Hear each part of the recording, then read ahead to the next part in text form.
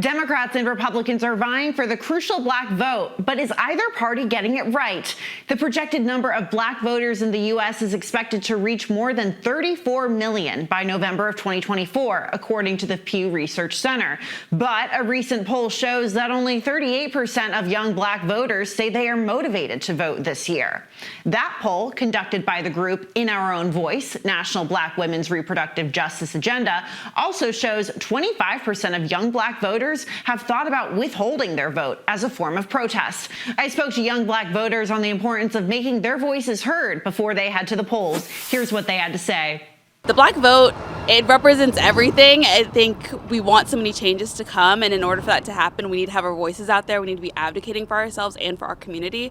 So I think the black vote is very important, as well as any minority vote, because when only one group of people vote, it only produces one certain kind of outcome, and that's not what you want in the world and for our society. We can really speak up for issues that are not just for white people, but for Hispanic people, LGBTQ, women. I think we spearhead minority issues. I think that there's a legacy in Black America that far too many people, our parents, our grandparents, and our grandparents' parents have fought for in order for us to have this right to cast a ballot. Though you might not agree with the major parties, you still have a duty and an obligation to let your country know what you think and what you want to do. I think that it's imperative for Black Americans to stay involved in this process, because if you're not at the table, you're being ignored. Black female voices in politics are extremely inspirational. Are Democrats losing black voters? Are Republicans gaining any? And who's getting it right and who's getting it wrong? It's time to wake up, Washington. Joining us now to break it all down, our founder and CEO of Blueprint Strategies, Democratic strategist Antjuan Seawright, and co-founder of Bass Public Affairs, Republican strategist Deana Bass Williams. Deana and Antjuan, thank you so much for being here. You know, recent polling shows Democrats struggling more with voters of color. I want to go first to a CBS News poll from late February, which found Biden's support among black voters down from 87% in 2020 to 76% this year. And then a USA Today Suffolk University poll in January found Biden with just 63% support among black voters. Antjuan, why are we seeing this now? And do you think voters of color are fairly represented in public polling? I do not. In fact, polling is a snapshot of the time, but it has never defined the time, particularly when it comes to the African seed and the American son and daughter. Look, the election is in November. Polls in January and February, when we do not have a declarative nominee, do not mean much, particularly when you're talking about black voters. Now, does that mean that the Democratic Party and Joe Biden or any other Democrat can take black voters for granted? Absolutely not. We've never been a monolithic constituency group, but we have always been a very decisive voting bloc. And you can win with us, but you can certainly lose without us. That's why I've been saying all around this country that black folks are casting a survivor vote in this election. And what that means is that whoever wins in November is going to have impact on whether or not our communities thrive or survive. We take that responsibility very strongly. That's why I don't think a poll 6, 7, 8 months out means anything about the intensity of what we feel. So, Deana, now to you on the polling. Do you view the recent surveys showing less enthusiasm for Biden and Democrats as a turning point for black voters? I do see it as a turning point, but I will have to say I agree with Antjuan in that polling is certainly a snapshot of a moment in time. But what we've seen with President Biden's polling in the African American community, that as we take these snapshots in time, and as we've taken these snapshots in time since 2021, he is hemorrhaging the black vote. And what we also understand is that the Democratic Party cannot win an election without black voters, and the vote has to be at a 90% level. You know, the polling is showing everything from President Trump having a 15 to 20% favorables among African Americans, which, I mean, the fact that that's a low number, but for Democrats to lose that percentage of the black vote, they simply cannot win without it. So I think the thing that's exciting about this is that finally the both parties will have to pay attention and will aggressively court the black vote. Democrats will hopefully not take the black vote for granted, and Republicans can finally see that there's a chance to make a difference and do significant engagement in the African American community. So speaking of former President Trump, he's been very vocal about what he believes he has done for black Americans. Let's take a listen. Honestly, it should be 100% of the black people should vote for Trump, because I did more for black people than any president other than Abraham Lincoln. It's true. So to both of you, and Antjuan, we can start with you. Are those comments from Trump fair? And just what's your general reaction?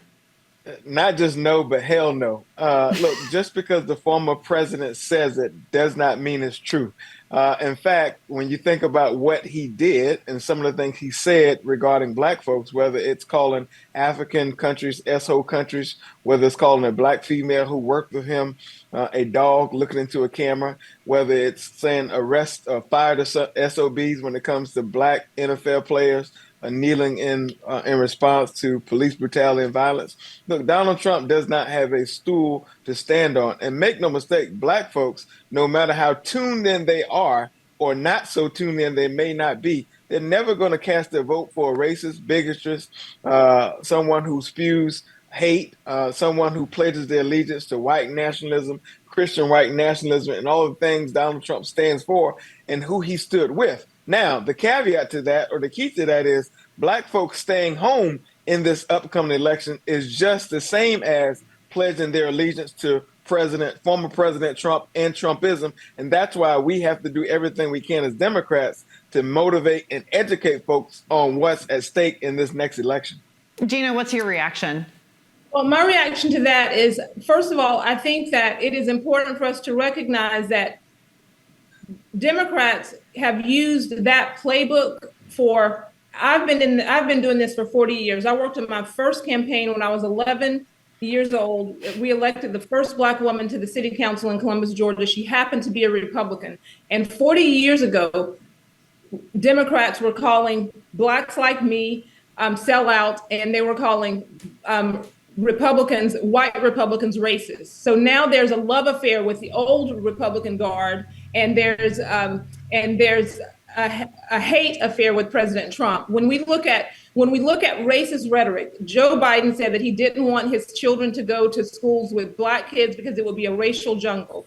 Joe Biden called a grown man, Congressman Richardson, a boy. He said that he called President Obama clean. This is an Ivy League educated man. Why would he not be clean? These same comments from a President Trump, and they're, Joe, like, I don't condone them on either side, but these same types of comments from a Democrat, if those comments came from a Republican, they would not get a pass. We give them a pass for Democrats. So, like, for 40 years, we have seen this. I have seen this page from the Democratic playbook. What I would like to see is results. And so what I'm excited about in this election and in this season is that Black Americans, 20% of African Americans look at Donald Trump favorably. Now, let's just look at the media. Let's look at, every other day that he's being accused of some crime,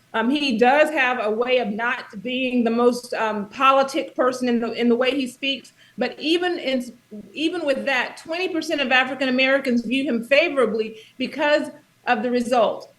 We have to recognize that in this season, even though the Biden administration is taking a victory lap around the economy, most American families are feeling a crunch at the gas pumps and in the grocery store. This victory lap that the Biden administration continues to take, most Americans are looking around thinking, where are the wins? And so Black Americans are feeling that as well. Antjuan, I saw you shaking your head a little bit there. Wanted to give you a moment to respond.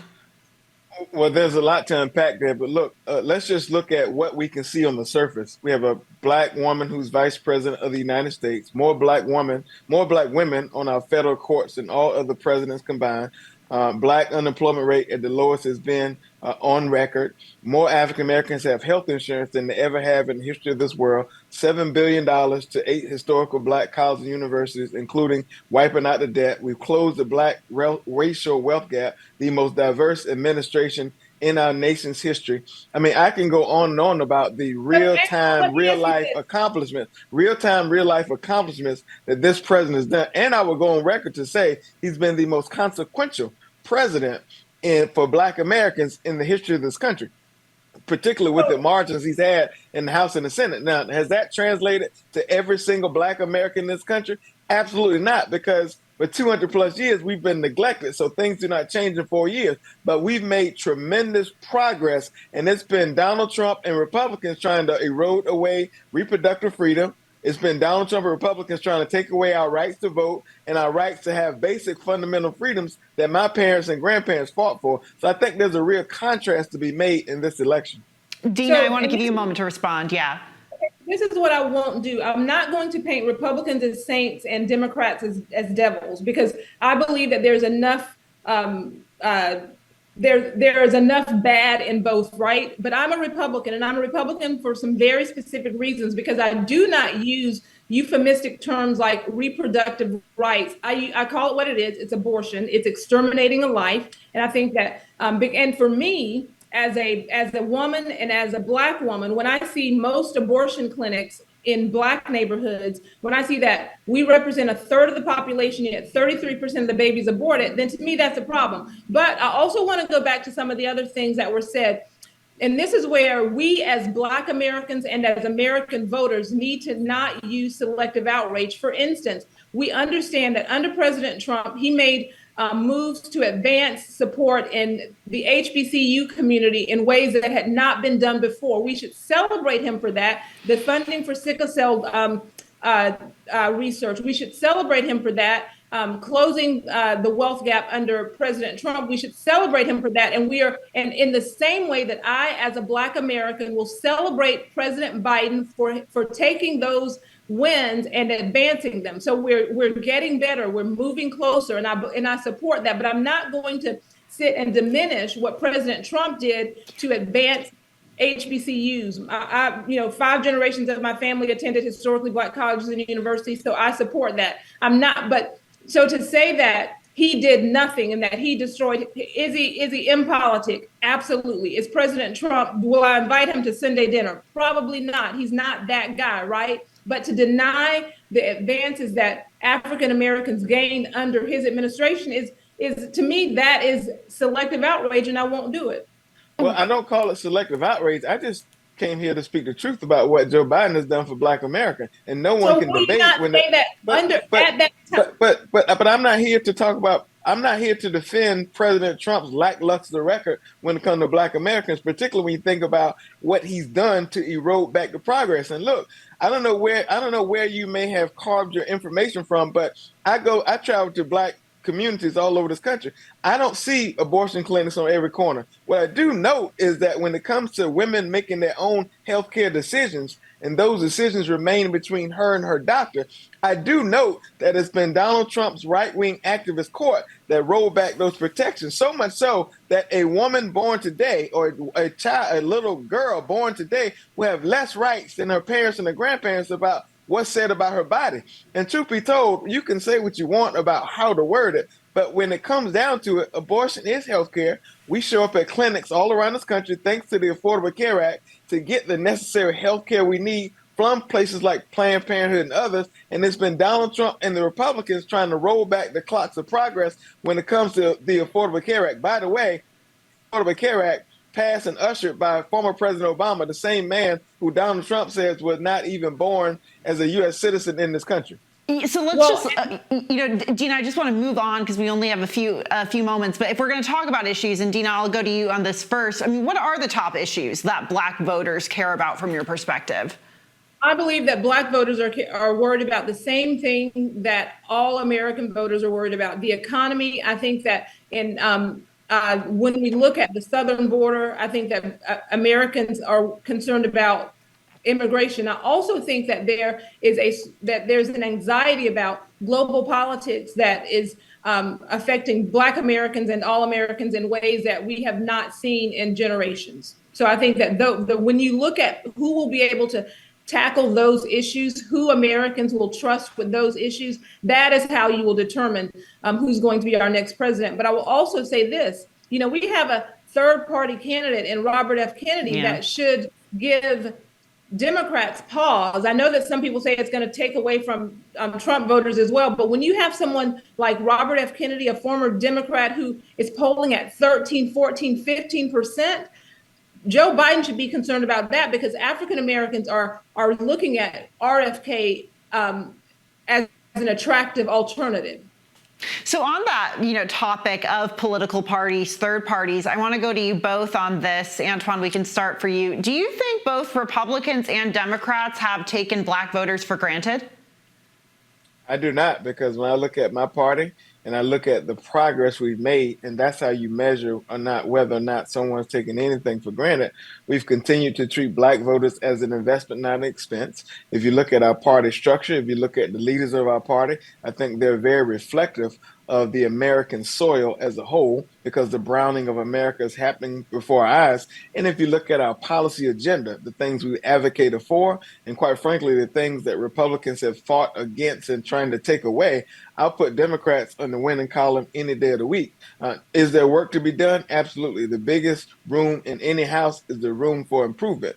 But these things, elections are come down to a binary choice. And if you look at what Republicans have done and what they've not done and what they've advocated against and what they've advocated for, it does not line up or match up, quite frankly, with what Black Americans care about and what their priorities are. In fact, I would argue that the things that Republicans say and advocate for when it comes to Black Americans is very reflective of the abusive language that we heard in 1964 that we're hearing from them in 2024.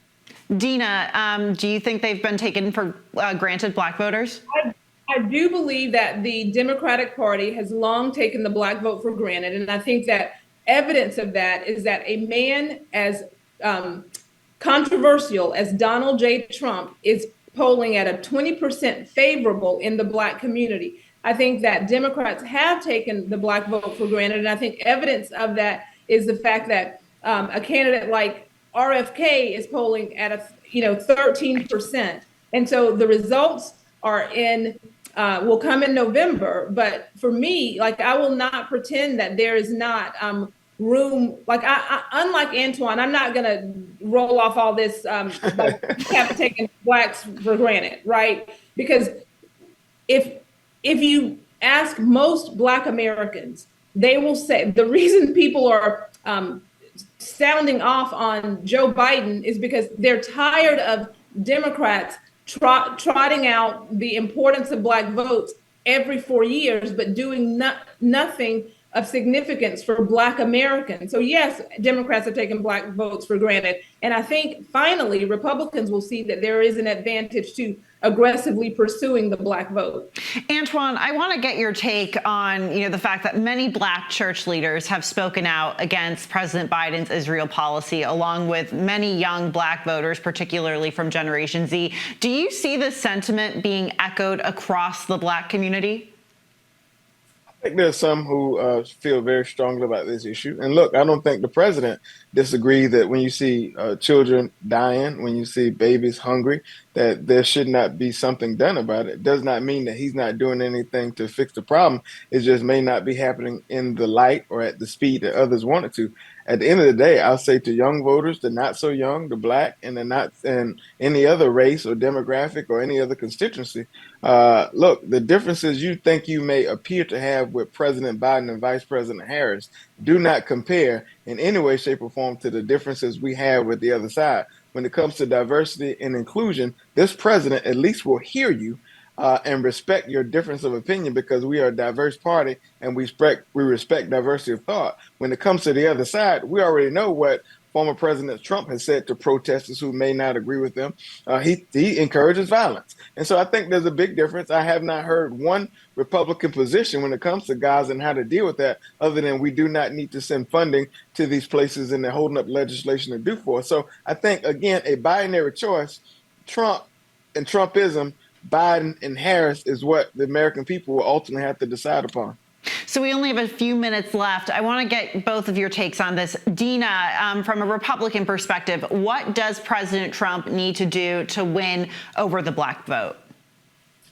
You know, I believe that President Trump needs to continue to shoot from the hip the way he does. I think that that's something that's certainly attractive to most Americans. They're tired of the doublespeak that they get from the left. I think that pointing out the flaws in the way the Biden administration have approached the issue of the southern border. And I know that a lot of people are saying that we should run away from Roe versus Wade and abortion, but I really believe that when you talk, and not I believe, I know this is evidence from the conversations that we have had across the country. When you talk to Black Americans about the issue of abortion, there is a clear belief that abortion is wrong. And I'm not going to call it reproductive rights. And I am one of those who, for decades, saw Republicans make moves and promises about abortion,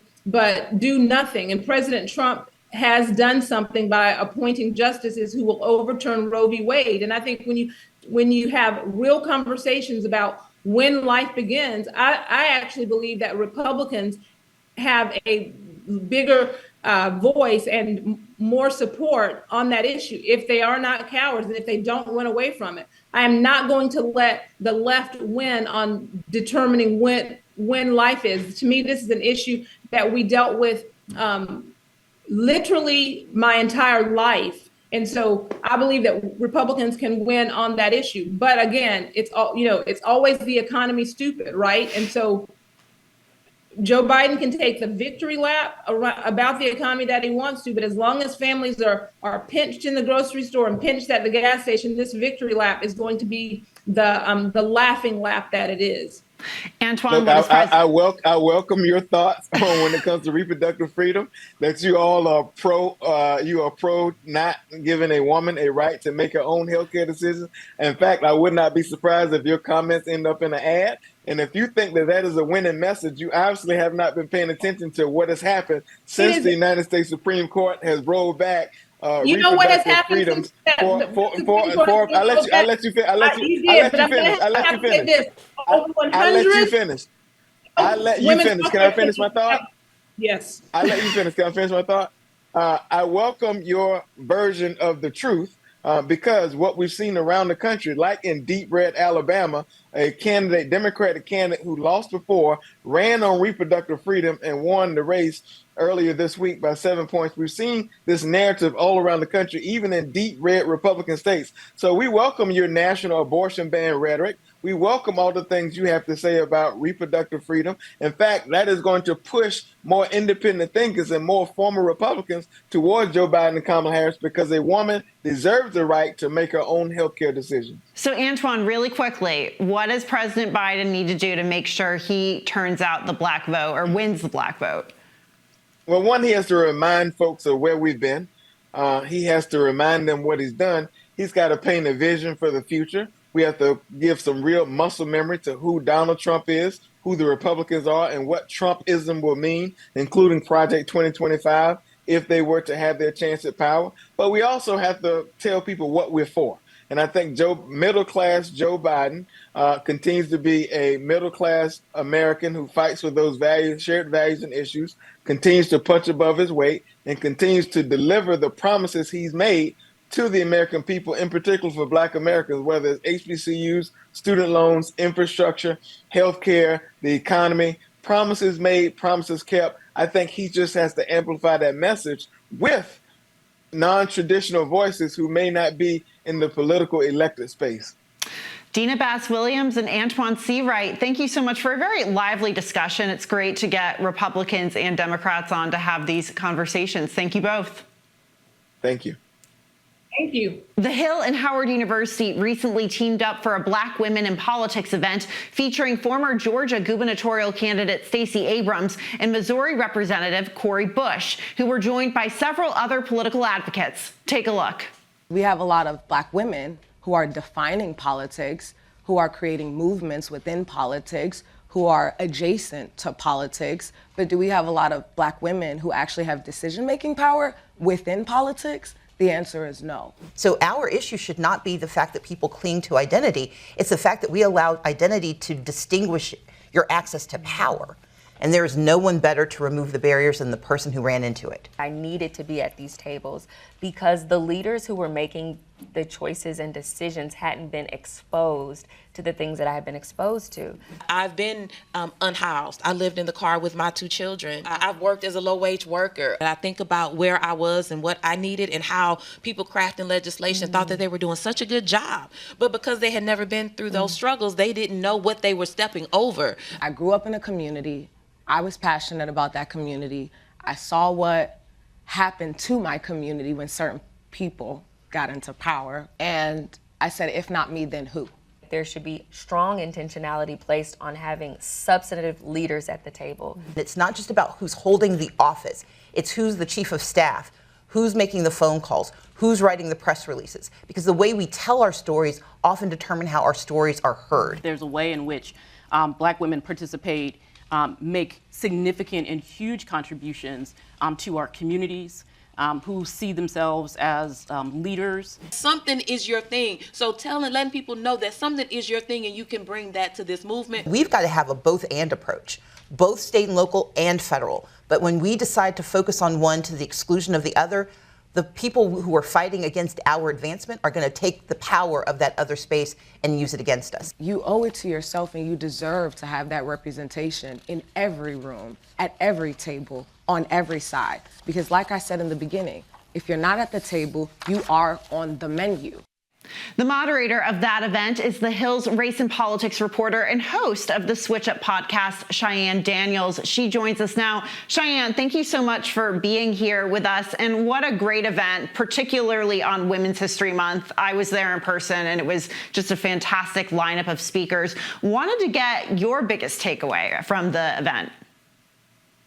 Well, Julia, thank you so much for having me. You know, when I look back on the event, I think one of my biggest takeaways that we saw was just the power of Black women at all levels of government, whether they're voters, whether they're running for office, whether they're already elected. You know, despite the barriers that Black women are facing, Black women are persevering and they're still working to bring each other up with them as well. You know, I think that that was something that was just a beautiful moment to see, and to see many of the students, many of whom were young Black women in the audience, see it in that moment, all of the different ways that they could be involved in politics, whether that's on the polling side, whether that's on the uplifting side, as we saw with Gabrielle Wild, or whether it's running for office, as we saw with Roxy and Kimberly. It was just a wonderful event of truly empowerment and seeing the power of Black women.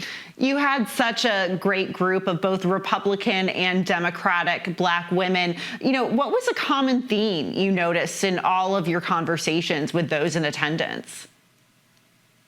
So it was really important for me and for us with the Hill and with our partners at Howard University to highlight just how diverse Black women are, right? The same way that Black voters are not a monolith, Black political leaders are not a monolith. And one thing that we heard in spite of this was that regardless of what party these women identified with, was that they all had the same idea of unity in mind. It was about bringing the Black community forward, finding the ways that the Black community needs to and wants to be heard, the issues that are at the top of their mind, and trying to find the way that they can solve those issues so that we have a better country as a whole, not just for Black Americans, but for our entire society. And that was a really beautiful message to hear from these individuals. You know, it was interesting. Stacey Abrams discussed changing the process when speaking about greater representation in politics and policymaking. How are we seeing Black female leaders like her changing this process?